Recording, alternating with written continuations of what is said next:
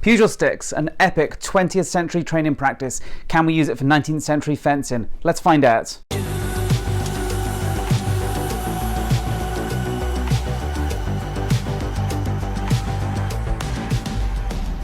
Welcome back to the Academy of Historical Fencing. I'm Nick Thomas, and today I'm going to be looking at Pugil Sticks, the historical part, and can we use them for 19th century practice?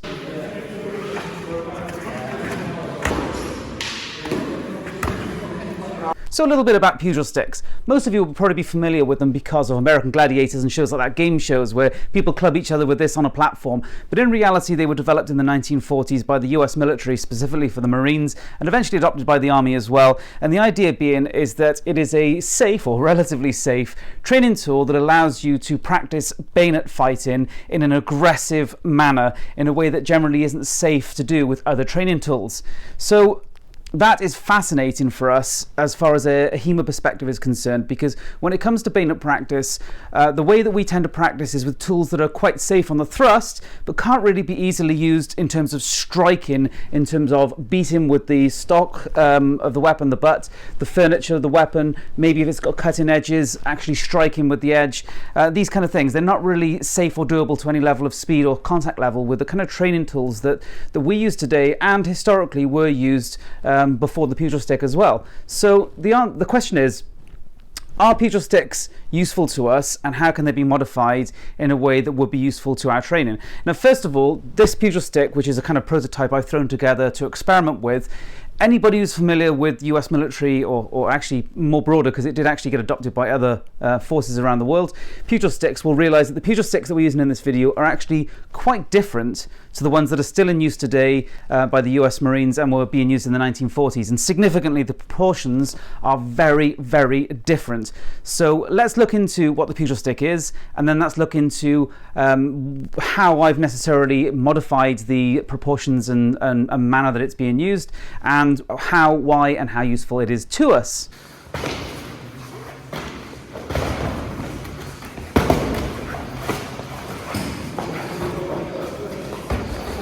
Nice. So when the Pugil Stick was created in the 1940s, the idea being is it was to replicate the standard rifle in use with the American forces at the time, which predominantly was the M1 Garand. Of course, they were still using some more bolt-action rifles as well. I don't have a Garand, but I do have the British equivalent, which is a Lee Enfield No. 4. So this is the same year as the Garand, not semi-automatic, of course, this is bolt-action, but it's approximately the same proportions, weight, handling. The bayonet is close enough to represent that kind of weapon, okay? And remember, in this video, we're looking at Pugil Sticks from a perspective of can they be useful to us in our HEMA historical fencing practice of 19th and even 18th century bayonet combat. Okay, so we're always going to be looking at what the Pugil Stick is, but also how it relates to what we want to do in the 18th and 19th century, because there are fundamentally huge differences, not just in the Pugil Sticks that we've built for this video, but also the weapons themselves, the tactics being used, and that kind of thing. So I'm going to be doing a deep dive and talking about all of these different factors, but you're going to get to see lots of action along the way, so hopefully you'll find this fun. So anybody that's into 18th and 19th century weaponry will notice instantly that a weapon like the M1 Garand or the Enfield No. 4 is tiny compared to what they're used to. This would be like a cavalry carbine of the late 19th century. So the reality is that rifles and muskets did get progressively shorter, and particularly going into the sort of early 20th century, they were tiny compared to the muskets and rifles that we were familiar with in the 18th and 19th century. And that is going to play a really important part in Pugil Stick development and how we will modify the Pugil Stick methods, as well as how it was being taught and how it's being practiced, okay? So you notice, I'm 5'7", even with the bayonet attached, it's just coming up to basically my chest, okay? It is a very small weapon for what it's intended to do. Now, when I say small compared to what? Well, let's basically take an even deeper dive back into bayonet combat and just understand where it came from and why. So, bayonets were invented in the late 17th century, and the early ones were very, very primitive, what we call plug bayonets. They just basically like a dagger with a bulbous grip, and you jam them into the barrel or the muzzle and they just get stuck there, and it transforms your musket into a spear or a pike, and that's very, very useful. But of course it means that you can't then fire the weapon or easily reload it and carry on fighting as an obviously a ballistic weapon. You're just stuck with it as a close combat weapon. Now, why did they do that? The simple reason is up until that point, the two forms of common infantry were musketeers and pikemen. Okay, the pikemen have their huge long pikes, which were usually something in the region of about 16 to 18 feet, really long. Okay, so big spears or pikes. And those pikemen were predominantly intended to protect the musketry, the musketeers.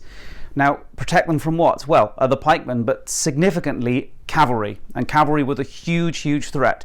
So if you've got a block of musketeers, remembering back in this time, troops didn't fight in open skirmish order. They fought in basically blocked formation on an open battlefield. And if cavalry rush a regiment or unit of musketeers, they will get slaughtered. So the pikemen were intended to protect the musketeers from cavalry and other threats, light infantry, that kind of thing.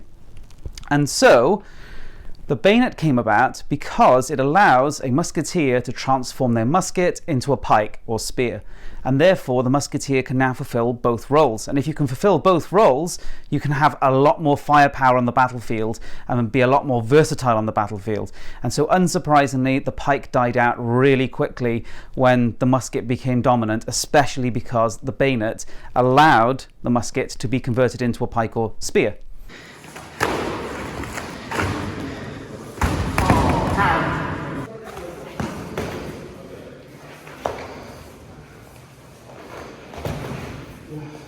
When the bayonet became really popular in the late 17th or most significantly the early 18th century, the biggest development was the socket bayonet, and that was introduced to be used with the Brown Bess, as it was called, musket, or the land pattern musket. So this is a Brown Bess, okay? And you'll notice instantly that compared to that World War II era rifle, which only came to my chest with the bayonet fixed, this one is already reaching, above my chin. Okay, so instantly you can tell it's a much bigger weapon. Now, this is the bayonet that was used with the Brown Bess or land pattern musket. So this is what we call a socket bayonet because it drops on and locks on with a socket style construction. So this is the typical bayonet of the 18th and early 19th century. And you'll notice if I put it onto the muzzle here, well, it would actually come all the way up here, way above my head. So that's, roughly 6 feet tall, something like that. So compared to the kind of 1940s rifle that was my chest height as a 5'7" user, going up to 6 feet is an absolutely massive difference, okay? But there's also another significant difference here, not just the actual overall length of the weapon, which is going to make it have a lot more reach but also be a lot more cumbersome. The bayonets of these times had no edges, so this is a triangular construction bayonet, and that means that it's incredibly stiff, incredibly strong, but has no cutting edges. You couldn't even particularly effectively batter somebody with this, not very well. It's not really suited to it. This is only for thrust work, and you'll notice it's really offset from the weapon, and that's because these old muskets are muzzle loaders, so we have to load them from the top, which means we need to actually load through the muzzle and use a ramrod, and so the bayonet has to give us enough clearance that we can still load the weapon whilst it's actually fitted to the weapon. And you'll notice bayonets later on get closer and closer to the muzzle because we don't need to load from the top anymore. Okay, so a couple of differences we're already seeing between how muskets and bayonets were used, or developed and actually appeared and were in terms of characteristics compared to the 1940s. So size difference, massive. Edges, massive. Because the reality is most bayonets in the 20th century had edges. So in theory you could cut with a fixed bayonet with, say, a 20th century 20th century rifle. But going back to the 18th century stuff, the vast majority of bayonets were like this. They were blunt on the edges, okay? Just thrust work only, and they were fundamentally massive. And also, many muskets of the day were actually even larger than this. So if we look at, for example, the French equivalent muskets of the day, they were a bit larger again. So the musket and bayonet of the 18th century was huge compared to everything that we're used to today.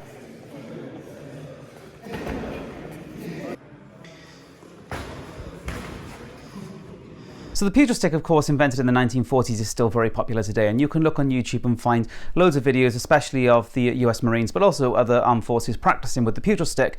But of course, they're no longer practicing for use with M1 Garands anymore. They're using, for example, M16 variants, M4 variants.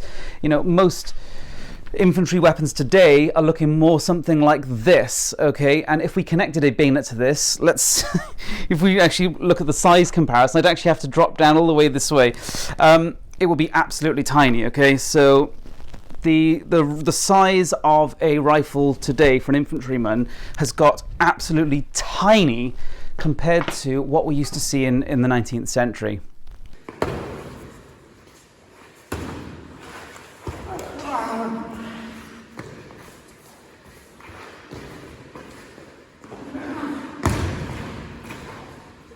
So about size, you now understand that the differences from the 18th and 19th century and into the 1940s and beyond is absolutely vast, and this length of weapon is massively significant, especially as the fact that the part that's changed most is the barrel length. And of course that means if we're still holding it in relatively the same place that we're used to, which is just before the trigger guard, which is kind of typical, then we've got roughly the same amount of length sticking out the back for our butt or our stock, but a massive amount going forward for our muzzle and then our bayonet.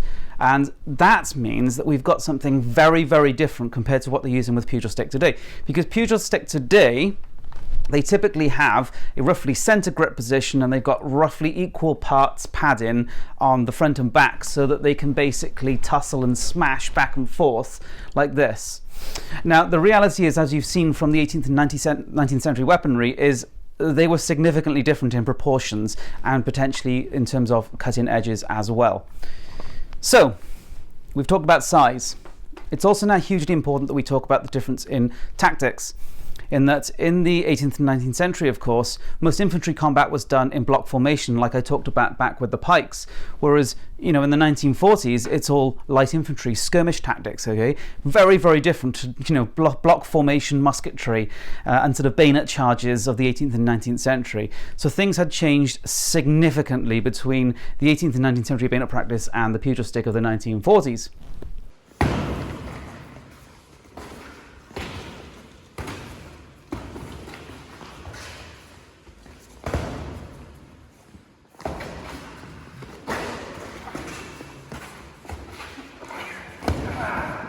With all that in mind, how was bayonet being practiced in the 18th and 19th century? Well, we don't have a huge amount of evidence on the early period of bayonet in the 18th century, but ranging into certainly the mid-19th century, we get a lot more insight into how it was being done. And by the late 19th century, there were various purpose-built training tools developed for the practice of bayonet combat, or what was often called bayonet fencing. And this term bayonet fencing is hugely significant to even the approach and the mindset to what was going on compared to the Pugil Stick of the 1940s and today. Pugil Stick is based upon simple principles and raw aggression and power, which isn't to say that it's unskilled by any means, okay, but it's a big, bulky weapon that's also very short and is used almost like a close-in wrestling match, as opposed to the 18th and 19th century bayonet fencing, which was a much longer weapon and focused much more on essentially more like spear or pole-arm tactics of ranged precision point work, okay? There obviously are some crossovers. It's not as simple as saying they're a world apart. They're not a world apart, but there are some huge differences. So in the late 19th century, bayonet tools were developed such as this. So this is what we would call a plunger type bayonet trainer. So this is all steel. It's got wooden furniture, which in this case, this is a World War I era bayonet trainer. All this type existed in the late 19th century. And it's designed to replicate a British rifle of that era. It's all wood, metal, it's heavy, it's 4.2 kilos, okay? It's the weight of a full rifle with bayonet, so it is beefy. And then we call it the plunger type because there's a big spring in here, and when you thrust against somebody, it retracts back into itself. And this allows you to safely thrust hard against training partners without hurting them. It's a really great tool, okay? And of course, we have something similar today, which is the Black Fencer synthetic training musket with bayonet. And this, rather than having a plunger, has a flexible thrust-in tip so that we can do much the same. We can safely thrust against our opponents. And this was also a method used in the 19th and early 20th century as well. So this is basically a flexible thrusting tip, and this is a plunging thrusting tip. Both of these are absolutely excellent, but where they fall down is where you want to use butt strikes, which in the late 19th century were called butt fencing, which I know is hilarious. And any kind of just raw aggression that you see in Pugil stick fighting. So where you see people just slamming the furniture or the butts against their opponent. When you've got things that are, really, this is like, basically, this plastic is kind of like a hardwood, okay? And this is steel and hardwood. They hit incredibly hard. And so essentially, you can't use that aggression, power, and kind of wrestling strategy with these without hurting your trading partners. And so there's not really a way to practice with these in the same way as Pugil stick was intended.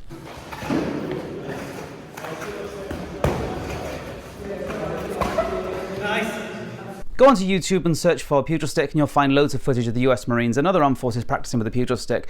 Very simply, they pit one person against another with the same Pugil stick training tool, and the idea being is to rush one another, beat the crap out of each other, and you do not stop until the whistle is blown that a good hit has been landed. And most Pugil sticks have a red tip one end, which represents the bayonet, and the whistle is not blown to stop the fight until somebody makes good hard contact with the red tip, whether that's thrust or cut, okay?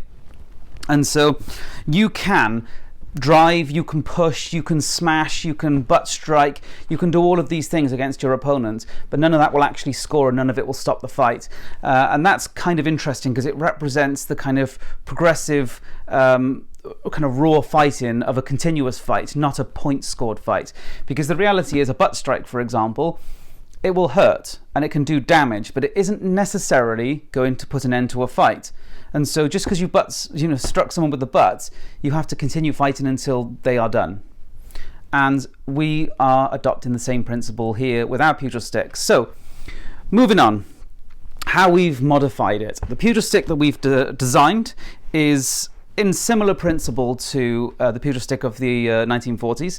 So we have this pad in the center so that there's no risk of being bashed with the center, because this is oak in the middle, okay? So this is it's actually a Jukendo, so a Japanese bayonet trainer inside. So it actually is a correct proportioned hardwood bayonet trainer inside, and then we've got foam padded sections all round to make it safer for hard impacts.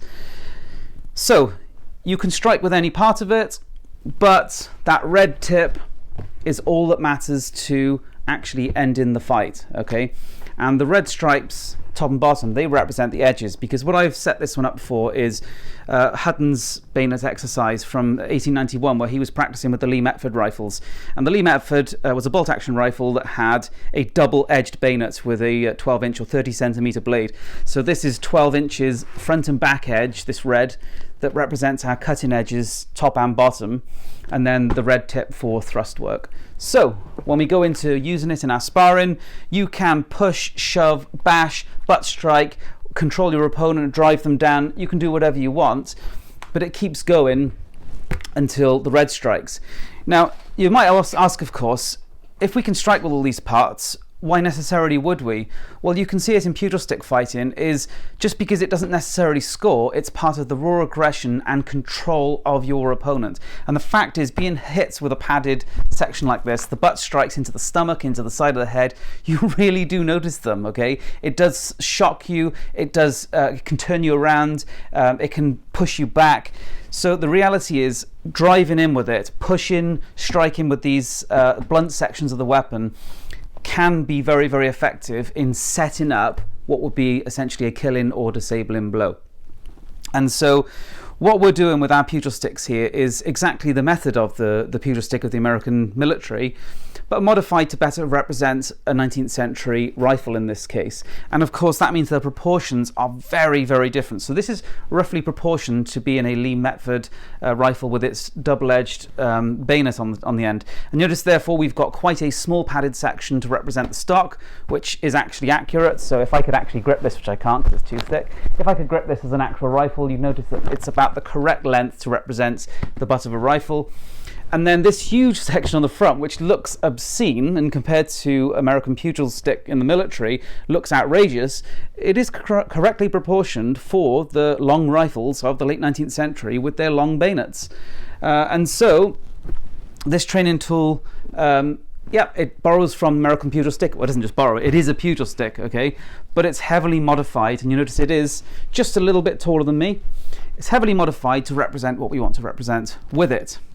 That being said, now, how does it work? Well, this is the first prototype, and ultimately I think it's a little bit too hard, and we noticed that it was whacking quite hard, okay? Now, obviously, Pugil stick fencing or fighting, you do want to be hitting hard, but we want to hit hard that doesn't actually hurt our opponents. So I'm going to be modifying these to soften the pad in towards the tip and the butt, because I think it could be improved a little bit. But this was a prototype to test the theory, and what did we find?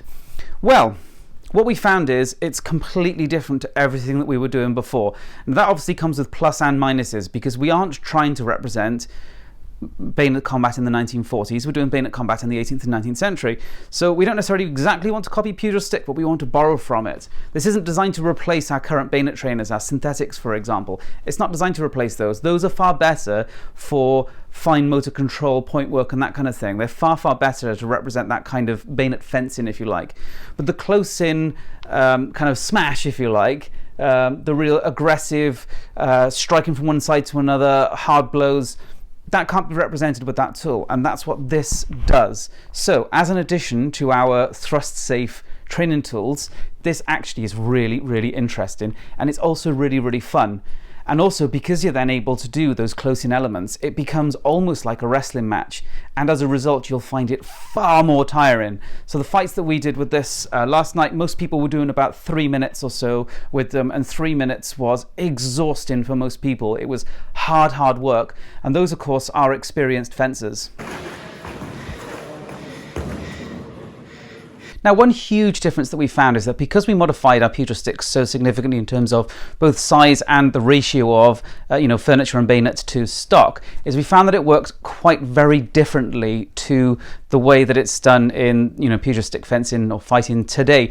And that's really interesting and really helpful to us, because of course when you're training for something quite so short where you just essentially hold in the center and strike from both sides equally, it's actually perfectly suited to what they're doing in many ways, in that you are really up close and personal and just using almost like a boxing fight, okay?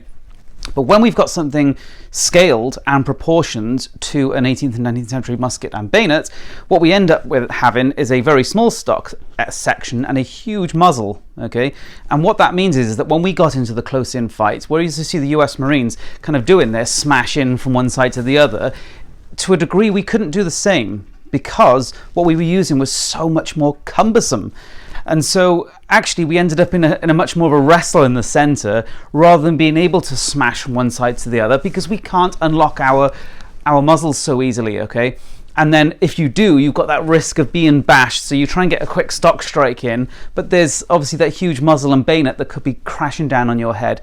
And so significantly we found that the scale that we'd done the Pugil sticks with, and the proportions comparing to the US military types, meant that not only was it representing what we wanted to represent better, but it was also very different in a fighting style to the way that Pugil stick is actually done, and that was actually fascinating.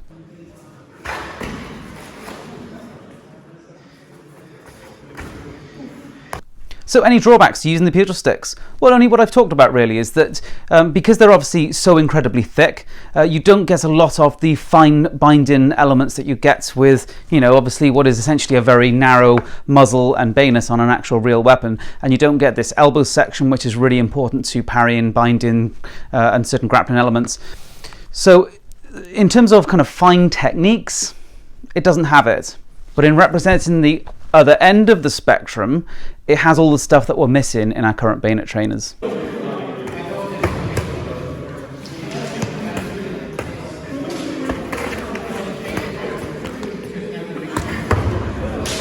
In conclusion, what do I think of the Pugil stick to represent 18th and 19th century bayonet fencing, how we do it? Well, I don't think it's necessarily perfect to represent some of the fine binding actions and thrust work, and of course it doesn't have the hooking actions that I've talked about so much with the elbow on the old sort of socket type bayonets. But we're not trying to represent a socket type bayonet with this. We're representing a late 19th century bayonet on a rifle with two edges, and for that I think it's very interesting. I think it's an element of training which most people in HEMA are never going to see. They're getting to use that close-in, raw aggression, power, wrestling, a bit more of the fire that you see in sort of US Marine Pugil Stick combat. And I think it works really well. I'm going to do a lot more with these, and I think people will have a lot of fun with them and get some more insight into the training of bayonet combat. So that's it, and that's all, and I hope you enjoyed it. I'll see you in another video.